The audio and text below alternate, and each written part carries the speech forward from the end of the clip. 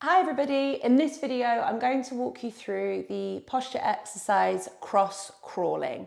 So you are going to be laying on your back supine and you're going to need a bit of space sort of behind you and in front of you depending on how long your limbs are. I think I'm going to do this with my microphone on my chest because it will be less impeded. So what we are doing is laying in a supine position like this.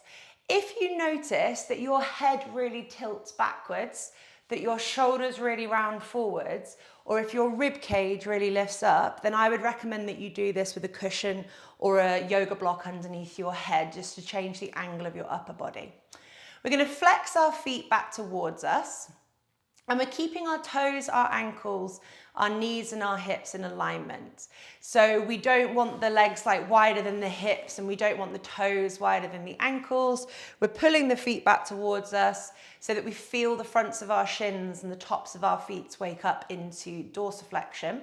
As we do this dorsiflexion movement, we're making sure that we're not lifting the ankles off the floor. So for some of you, you're going to compensate by locking backwards in your knees and lifting your ankles up.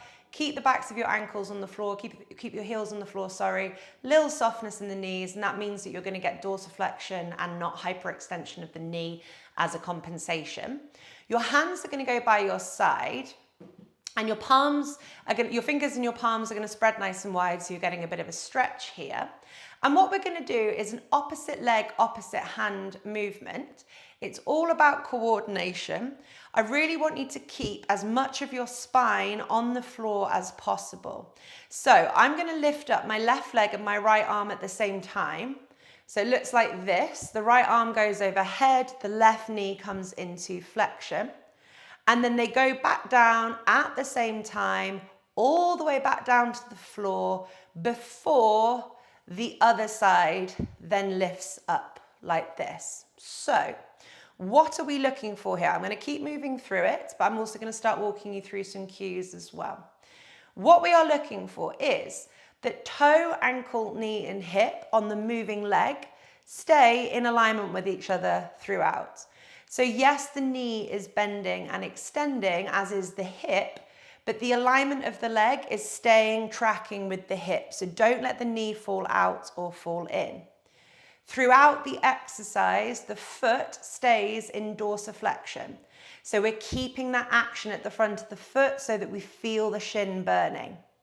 We're also making sure that the shin stays parallel to the floor in movement. So my ankle stays level with my knee at all times, and that's keeping the shin parallel to the floor. I'm not dangling the ankle downwards lower than the knee.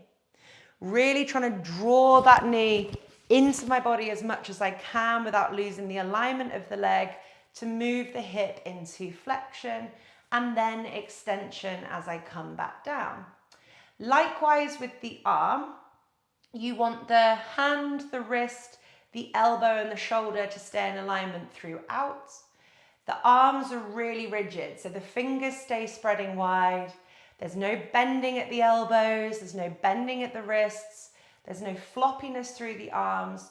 I want you to imagine that your arms are like these rigid poles where there's no give in them. And so what we're doing is we're really trying to open up the armpits and close the armpits rather than just flopping around at the elbow and at the wrist. So as you move your arm backwards, I don't want you really thinking about touching your hand on the floor. I actually want you thinking about opening that upper arm to the floor if you can. But, however, we've got to think about our spine. So if we're doing this and we're noticing probably when we move our arm backwards, if you're noticing that you're lifting your rib cage upwards, that's not your shoulder opening, that's your spine compensating. So you need to keep the rib cage on the floor, you need to keep the back of your neck long, and this is 100% where a cushion underneath your head is going to help you, but you can also move through less of a range of movement at the arm.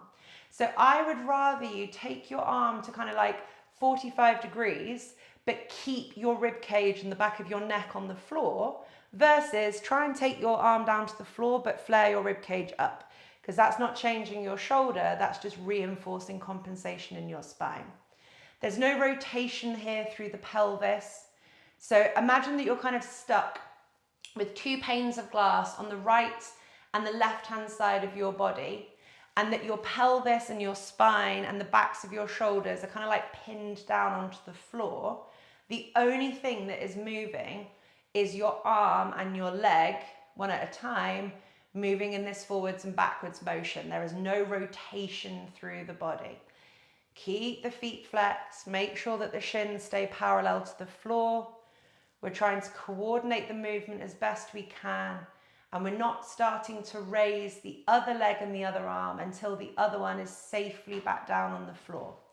Cross crawling is a really, really, really good exercise for re-establishing the cross patterning kind of pattern in our body. So cross patterning is opposite arm, opposite leg, relevant, you know, when we're walking, when we're running. So it can really, really help our brain connect to that like diagonal system again. But it's also great for improving hip function, inflection and extension. It's great for opening up the shoulder into flexion, provided that we're not cheating with our rib cage and our neck. And it's also great for reducing rotation through our pelvis, through our spine and through our rib cage, provided that we are not compensating and rotating through our pelvis, through our spine and through our rib cage throughout the exercise. So I will stop there. That was cross crawling. I hope that was helpful, and I'll see you again soon.